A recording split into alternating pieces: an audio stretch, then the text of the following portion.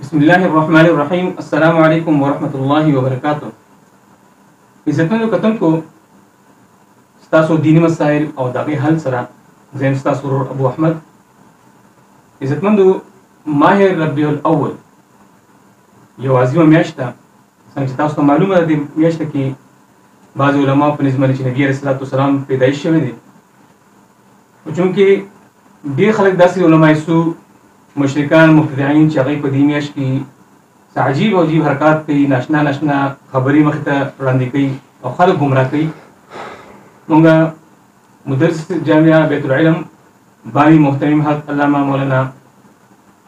مفتی محمد طاهر سلمه الله تعالی درخواست کړی چې تاسو زموږ سره څو سوالات دي چې ملګرو کړي دي، د هغې جوابات راکړي. نو هغې موږ شکریه ادا کوو چې هغې موږ له وخت راکړو، او چې کوم سوالات ملګرو کړي د هغې تفصیلي جواب انشاءالله هغې راکوي. مفتي صاحب اول تپوس یو ملګري کړی دی چې نبي علیه الصلاۃ والسلام صفات حسنه او کمالات بیانول، ذکر خیر کول په دې میاشت کې، او بیا بالخصوص بار ربیع اول باندې، لکه دا بعضې مونږ ګورو په سوشل میډیا باندې چا ځان هلیکاپټر جوړ کړي، چا ځان جهاز جوړ کړي، چا ګاډۍ سجاوي کړي، چا بتی لګولي، بجلي لګولي ځان ته شنې شنې راګانې. آیا دا شریعت کې د دې څه حکم شته یا دا ځان نه منګړت یو رسم دی چې دی کوي؟ بسم الله الرحمن الرحیم. قاری صاحب ستاسو ډیره شکریه ادا کوم د ځای ته په راتګ باندې. الله دې ستاسو دا راتګ یو قدم تاسو دپاره د خیر ذریعه جوړه کړي. ماه ربیع الاول میاشت او د نبی علیه الصلاۃ والسلام ذکر خیر دا اعلیٰ ترین عبادت تے، بلکہ د ایمان روح تے، او نبی علیہ الصلاۃ والسلام سره عقیدت او محبت دا عین ایمان دے. د نبی علیہ الصلاۃ والسلام ولادت بازحادت او د نبی علیہ الصلاۃ والسلام بچپن، د نبی علیہ السلام شباب، د نبی علیہ السلام بعثت، او د نبی علیہ الصلاۃ والسلام زہد، او د نبی علیہ السلام تقوا، او د نبی علیہ الصلاۃ والسلام پاسیدل کې ناستل، د نبی علیہ السلام اود کېدل، د نبی علیہ الصلاۃ والسلام ذکر، او د نبی علیہ السلام فکر، د نبی علیہ الصلاۃ والسلام عبادت، د نبی علیہ الصلاۃ والسلام صلح، او د نبی علیہ السلام جنگ، د نبی علیہ السلام خفګان، او د نبی علیہ السلام غصه، د نبی علیہ السلام رحمت، د نبی علیہ السلام شفقت، د نبی علیہ السلام تبسم، د نبی علیہ السلام مسکراہٹ، د نبی علیہ الصلاۃ والسلام یو سکون د امت دپاره اسوه حسنه او هدایت ته. د هغې زده کول، د هغې ښودل، د هغې مذاکره کول دا او د هغې دعوت ورکول د امت باندې فرض دي. حیات طیبه د یو پهلو د هغې ذکر کول دا باعث رحمت دی. خو اول موږ وګورو د نبی علیہ الصلاۃ والسلام حیات طیبه هغه دوه حصې دي. اول ولادت نواله قبل از نبوت پوری، او دویم حصہ د بعثت نواله د رحلت پوری معنی وصال پوری. نبی علیہ الصلاۃ والسلام اول حصہ چې هغه د ولادت نواله قبل از نبوت پوری دا، هغه واقعات د سیرت کتابونو کې موجود دي. د حیات طیبه د نبی علیہ السلام دویم حصہ چې قرآن کریم امت دپاره اسوه حسنه هغه فرمایلی دا، او داغی مکمل ریکارڈ حدیث او سیرت د جناب رسول اللہ صلی اللہ علیہ وسلم داغی په شکل کې بالکل محفوظ دے. بلا مبالغه د اسلام یو عظیم ترین اعجاز هغه دا دی، او د دې امت مرحومه اوچت سعادت دا دی چې دای سره الله د خپل محبوب د زندګۍ پوره ریکارډ هغه موجود آر کس سره دی. یو واقعا داغی تا ته بدا پته لګي چې دا سوره پورې صحیح ده. دویم د سیرت طیبه څنګه چې حیات طیبه د نبی علیہ السلام دو حصے باندې دغه شان سیرت د نبی علیہ الصلاۃ والسلام د هغې بیان هغه هم په دوه طریقو دی. یو دا نبی علیہ الصلاۃ والسلام سیرت طیبه یو نقشه خپل زندګۍ کې په ظاهر او باطن باندې داسې اویزان چې هر امتی داغه صورت او سیرت، داغه چال، داغه ډال، داغه کردار، داغه گفتار دا او داغه اخلاق او داغه کردار بالکل د نبی علیہ السلام د سیرت پشان شي چې څوک ورته وګوري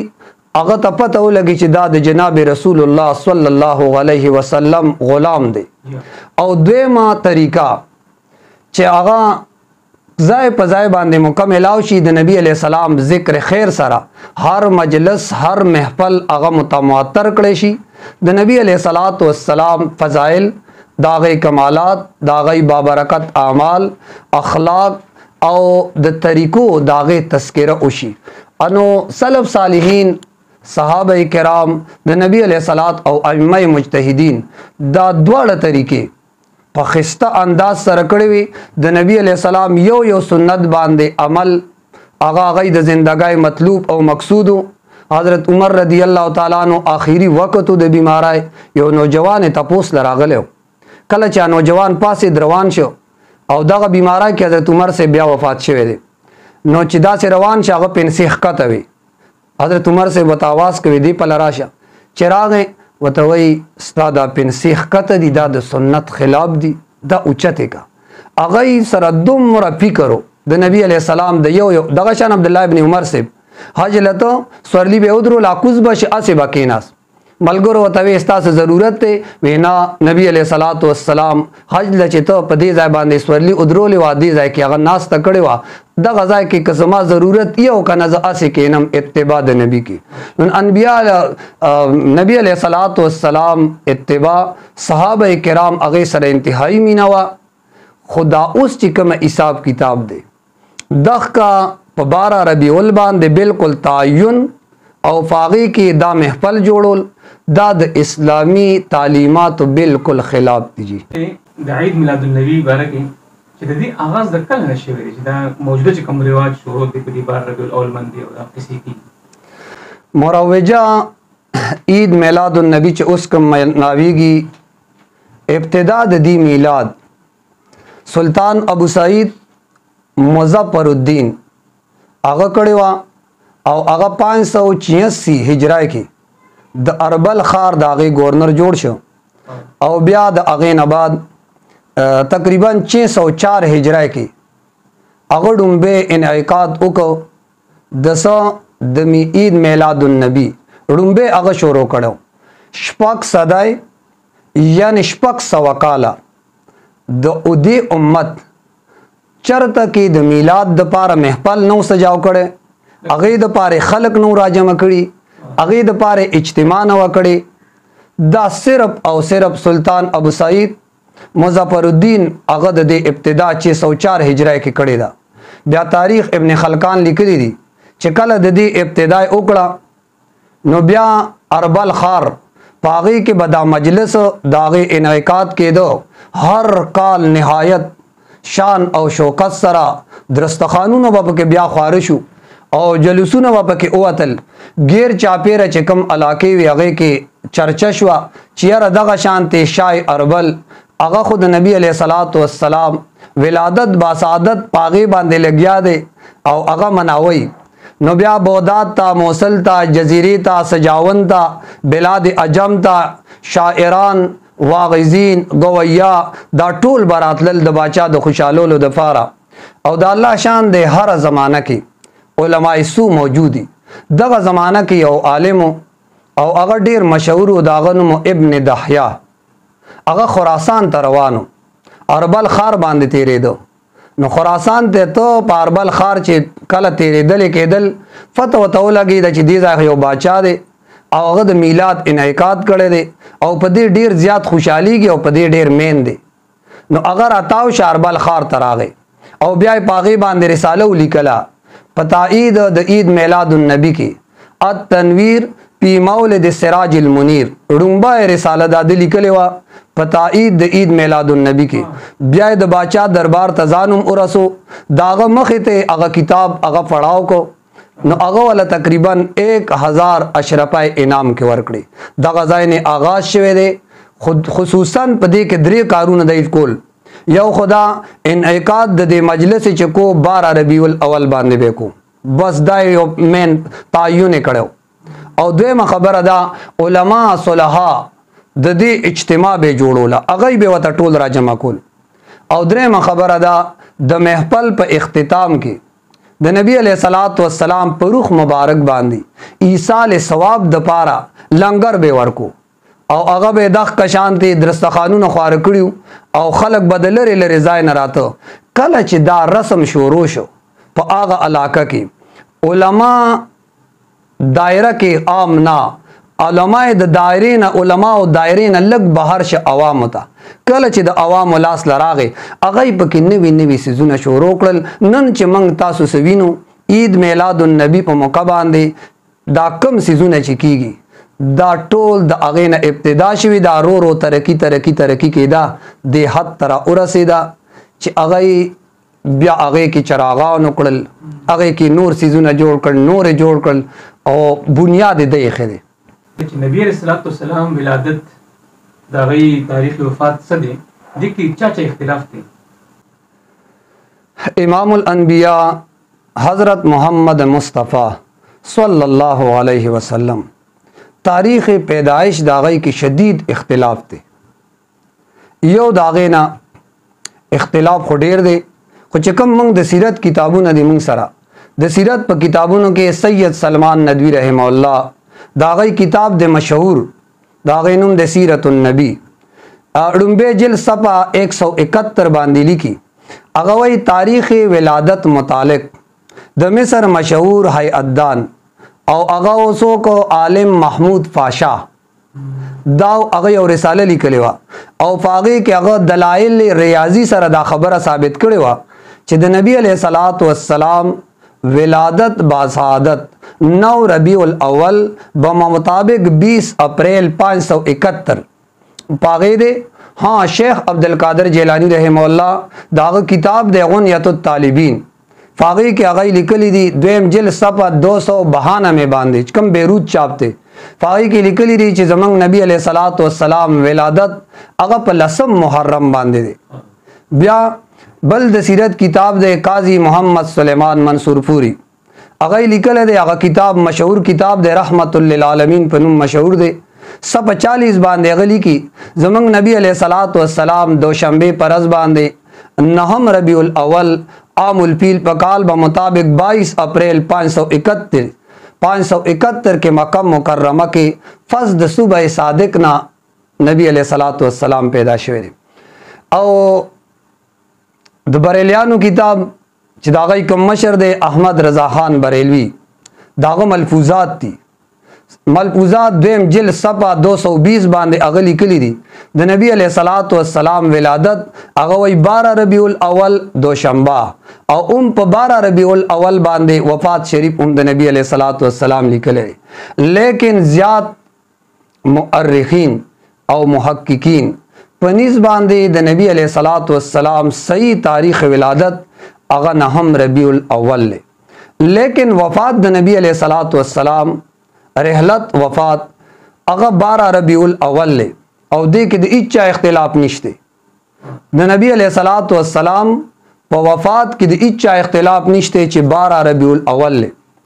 گویا چې منګه دا جشن عید د فاره د کوم ورځ انتخاب کړی دی اگر از انتخاب کړی دی چې هغه د نبی علیہ الصلوۃ والسلام د دنیا نه د رحلت و متفقه فیصله ده. کوم نه څوک دا سوال وکي چې آیا تاسو جشن عید چې ملاوي آیا د نبی علیہ الصلوۃ والسلام ولادت طیبه باندې مناوي یا د نبی علیہ السلام د وفات په خوشحالۍ کې الیاذ بالله تاسو دا مناوي؟ شاید چې موږ سره داغه جواب بیانې موږ باغله بیا څه جواب ورکو. بهر حال د ورځې ته عید ویل دا معمولی خبره نه ده بلکې صاف تحریف پی دین دی. عید میلاد النبی ځکه عید اسلامی اصطلاح ده او د اسلامی اصطلاح هغه د خپل ځان نه خود رایه سره غیر ملکول ځایونو باندې استعمالول دا په دین کې تحریف دی او الله دې امت د دین د تحریف نه محفوظ کی. بعض خلق لکه بریلیان شو سیکیان شو مقتدیین شو هغه د میلادونه مناوي جلوسونه وباسي په روډونو باندې جنډې لګي او جمعات باندې چراغانې کوي مختلف قسمه پخلی مخلیم کوي او لوی قصې جوړ کړي. اسلام کې دې څه حقیقت ته څه حکم دی آیا شریعت دې باندې څه ویل جایز دی؟ कारी से इस्लाम यो मुकम्मल ज़ाबित हयात थे द कायनात सरदार जनाब रसूलुल्लाह सल्लल्लाहु अलैहि वसल्लम चिकल द दुनिया ना रहलत उको नो अगई दीन नाकिस न दे प्रे खुदे अगई दीन चिकम पैगामात द अल्लाह द तरफ न अगई त मिलाऊ खल्क ते आगा पैगामात अगई रसूल दी औ पागई बांधे दा रसूल फर्जू ज़का अल्लाह व त फरमाई या अय्युहर रसूल बल्लिग मा उन्ज़िल इलैका मिन रब्बिक व इल्लम तफ़अल फमा बल्लग़्त रिसालतहु। सूरत माइदा आयात नंबर 67। नबी अलैहिस्सलातु वस्सलाम दा ज़मून यकीन दे कि नबी अलैहिस्सलातु वस्सलाम पैगाम इलाही अग खल्क़ त रसूल रे बल्कि नबी अलैहिस्सलाम द रिसालत हक अदा करे दे गोया बदीन इस्लाम के नबी अलैहिस्सलाम से कमे न दे परे खुदे उस कमंग पर किस नुकसान अग पैदा कऊ दा जुर्म ज़मून गई ज़का नबी अलैहिस्सलातु वस्सलाम मंग त दीन कामिल और अकमल परे खुदे रे मजीद ससीज़ पागे के दाखिलोल पखपल अमल सरदा साबितूल ली कि नबी अलैहिस्सलातु वस्सलाम अलगयाज़ु बिल्लाह द रिसालत हक न दे अदा करे ज़का इमाम मालिक से फरमाई मानिब तदगा फिल इस्लाम बिदअतन यराहा हसना फ़क़द ज़अम अन्न मुहम्मदन खान रिसाला ज़का अल्लाह फरमाई अल-यौम अकमलतु लकुम दीनकुम व अतममतु अलैकुम निअमती व रज़ीतु लकुमुल इस्लाम दीना। मालूम अशवा चे कम दिन नबी अलैहिस्सलातु वस्सलाम पर खुदे दे सिर्फ पागे अमल सर इंसान दे जन्नत हकदार जोड़े देशी कद नबी अलैहिस्सलातु वस्सलाम मोहब्बत इजहारुम सो कई नगबा खालिस पे दी दिन बांधे अमल कई और कदी दिन के ज़्यादे कई न हम मुजरिम दे और कदी दिन के कमे कई न अगा हम मुजरिम दे। मुफ्ती साहब स्तासु राय औरदल गवाणम मुसलमानान तस्तासु राय रसूल गवाणम कि मुसलमान तस्ता हुकुम वर्कवाई कि په دغه ورځ باندې میراث کولی شي او کنه कारी से वो नबी अलैहिस्सलातु वस्सलाम दीन कामिल पर खुदे दे और कामिल दीन अगा ज़मंग मखे तफरोत थे ज़मंग बाज़ रूना ला इल्माए पे बुनियाद या ला शुअराए पे तौर बांधे मोहब्बत रसूल पागे के दा से कारून कई चागे इस्लाम सर इस ताल्लुक निश्ते और पागे कारूनों के यो दाकार दे चागदय ईद मिलादुन्नबी पे 12 रबीउल अव्वल बांधे मनावई और ब्या द यकम तारीख न दा तरतीब शुरू शी यकम रबीउल अव्वल ना द मदरसी और द जुमात तालिब इल्म अगा चरतलारों की कुसो की उलाड़ी 20-50 रुपए चांदा कई और ब्या अगा चार टोपा उल्टा नहीं बोली चास लोखे नहीं बोली वो यारा चांदा हो कई और चसोक चांदा न वर कई अगई हुआ तब बद नज़र बांधे मुगूरी और अगा ब्यादी द पारा अगई पबारा रबीउल अव्वल बांधे ख़त्म कई और अगई के दा पैसे लगई दा टोले पागे के तोआम बांधे लंगर बांधे दा पैसे लगई नबी अलैहिस्सलातु वस्सलाम हयात मुबारका अगर तकरीबन 40 साल उम्र के नबी अलैहिस्सलातु वस्सलाम त नबूवत मिलाव शुए दे नबूवत नबाद नबी अलैहिस्सलाम 13 साल मक्की ज़िंदगी दा 10 साल द नबी अलैहिस्सलाम मदनी ज़िंदगी दा दे 23 साल के द नबी अलैहिस्सलातु वस्सलाम हयात तय्यबा दा चे दारज रागले दा नो तकरीबन 3 ज़ल रागले दा खो नबी अलैहिस्सलातु वस्सलाम चरता हम दे हुक्म हम न दे करे या बयान करे दे मिंबर बांधे चे गोरे दा अलका मनाओ कई लसम हिजरा के नबी अलैहिस्सलातु वस्सलाम वफात शुए दे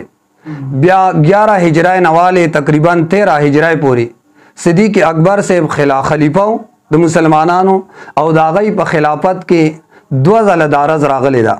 खो सिद्दीक़ अकबर से हम चरत मीलाद न दे मनाओ करे ब्या 13 हिजरा नवाले तकरीबन 24 हिजरा पूरी हज़रत सैयदना उमर फ़ारूक रदी अल्लाह ताला अन्हु खलीफा और दाग पर वक़्त के तकरीबन लज़्ज़ला दारज रागले दा हज़रत उमर फ़ारूक रदी अल्लाह ताला अन्हु चरतो मीलाद न मलाव करे ब्याद 24 हिजरा नवाले तकरीबन 35 हिजरा पूरी हज़रत उस्मान रदी अल्लाह ताला अन्हु खलीफा और दाग पर खिलाफत के दारस तकरीबन यऊ लज़्ज़ला रागले दा ख्वागई चरतो मीलाद न मलाव करे 35 हिजरा नवाले 40 हिजरा पूरी ब्या हज़रत अली रदी अल्लाह ताला अन्हु खलीफा दाग पर खिलाफत के तकरीबन 15 ज़ला दारज रागले दा खुलफाए राशिदीन दी खुदा खुलफाए राशिदीन की इच्छा हम दा मीलाद न दे मनाव करे सहाबाए किरामों के आखिरी सहाबी अगा 110 हिजरा के वफात शुए दे यो सहाबी هغه دارز نه د مناو کړي نه خلفای راشدین مناو کړي را حالانکه دا غي نبی علیہ الصلوۃ والسلام سره انتهایی محبتو د دې تمام مخلوق محبت چې راجمه کی د یو صحابي د محبت مقابله نشي کولای چې دا غي نبی علیہ السلام سره بیا صحابه کرام نبات تابعین آخری تابعی چې کم دی هغه 180 هجری کې وفات ته چرتا تابعین هم دا میلاد نه مناو کړي دغه وخت کې د میلاد نام او نشان هم نو بیا تابعین نبات تبع تابعین دا غي دور تقریبا 220 اجرای پورې 220 اجرای پورې اچته هم د میلاد چرته کې ثبوت نو تابعین دور اغی ختم شو امام ابو حنیفه رحم الله 80 اجرای کې پیدا دی بیا 150 کې هغه وفات ته دغه شان امام مالک رحم الله هغه 93 کې پیدا دی هجرای کې بیا 179 کې هغه وفات ته او دغه شانتی امام شافعی رحم الله هغه 150 هجری کې پیدا دی 204 کې هغه وفات دی دغه شان امام احمد ابن حنبل رحم الله 164 هجری کې پیدا دی 241 کې وفات دی خود 241 پورې د دې میلاد نام او نشان هم نو سوکم چې دا مناوی دا په دین کې زیاتې کوي او دا صریح او کچره دا عمل ذریعہ د ثواب غنی نو دا بدعت ته او دا معصیت ته ځکه نبی علیہ الصلوۃ والسلام نه د دې هیڅ ثبوت هم نشته دا چې کوم کا خلق کوي نو هغه ته زمونږ درخواست دی چې دغه محفلونو کې هم نه شاملېږي ځکه دا یو په سری په دین کې یو زیاتې نو موږ مسلمانانو له فکار دی چې دین منګ ځان اوساتو مدت ہوئی سیاد نے چوڑا بھی تو کیا تابع پرواز نہیں راہ چمن یاد نہیں واخر دو عزتمند قدم کو داو جامعہ بیت العلم للبنی والبنات پنځپیر شګي حضرت علامه مولانا مفتی محمد طاهر سلمه الله تعالی چې هغه زموږ سوالات او جوابات راکو ډیر مننه السلام علیکم ورحمۃ اللہ وبرکاتہ